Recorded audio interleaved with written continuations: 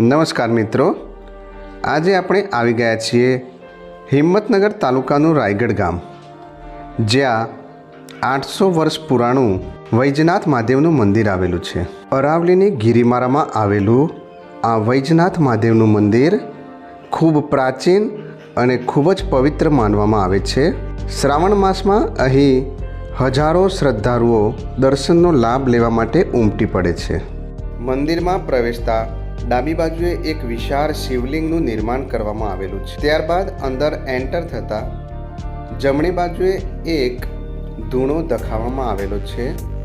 આ ધૂણો સતત ધૂમ ધકતો રહે છે।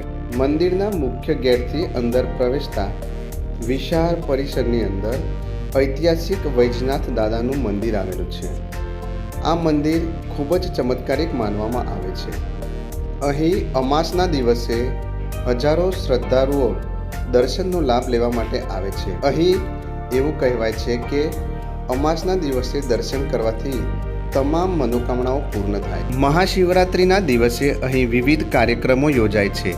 મંદિરના પરિસરની બાજુમાં એક પૌરાણિક વાવ પણ આવેલી છે। અહીં મંદિર દ્વારા એ વાવમાંથી પાણીનો ઉપયોગ પણ કરવામાં આવે છે। એવું કહેવાય છે કે આ પાણી ખૂબ જ શુદ્ધ હોય છે।